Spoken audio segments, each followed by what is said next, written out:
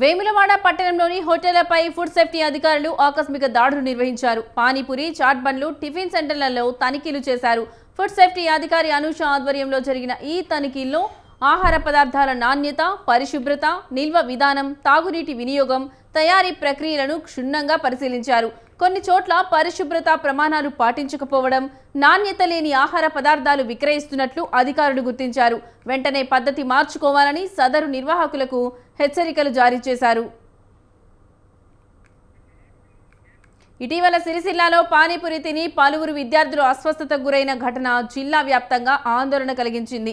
ఈ నేపథ్యంలో అప్రమత్తమైన అధికారులు ఆర్డీఓ, ఎంపీడీఓతో కలిసి సోదాలు నిర్వహించారు. దాడుల్లో పలు పానీపూరి, చాట్ బండ్లలో లోపాలు గుర్తించడంతో పాటు వాటిని తాత్కాలికంగా మూసివేయించారు.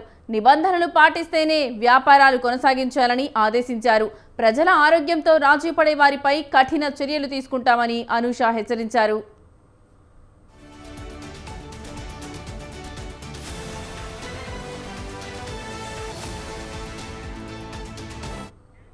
ప్రజలకు నాణ్యమైన, పరిశుభ్రమైన ఆహారం అందించడమే తమ లక్ష్యమని ఫుడ్ సేఫ్టీ అధికారులు తెలిపారు. జిల్లా వ్యాప్తంగా ఇలాంటి తనిఖీలు నిరంతరం కొనసాగుతాయని, ఆహార నాణ్యతపై ఫిర్యాదులు ఉంటే వెంటనే అధికారులకు సమాచారం అందించాలని ప్రజలకు సూచించారు.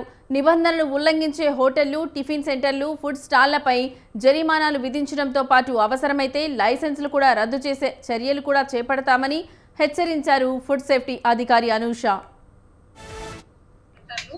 ఆర్డీఓ మేడం గారు, మున్సిపల్ కమిషనర్ గారు విజిట్ చేయడం జరిగింది. ఎక్కడైతే అన్హైజీనిక్ గా ప్యాక్ చేసినా, ఎక్కడైతే అన్హైజీనిక్ గా తయారు చేసిన పానీపూరి కానీ వాటర్ ఏది వాడుతున్నారో సోర్స్ ఆఫ్ వాటర్ తెలియట్లేదు. సో అవి కానీ డిస్కార్డ్ చేయడం జరిగింది. ఇప్పటికీ ఒక 6 ఇన్స్పెక్షన్స్ చేసినామండి సిరిసిల్ల అండ్ వేములవాడ. ఈ పానీపూరి సెంటర్లు ఆర్డీఓ మేడం గారు, మున్సిపల్ కమిషనర్ గారు విజిట్ చేయడం జరిగింది.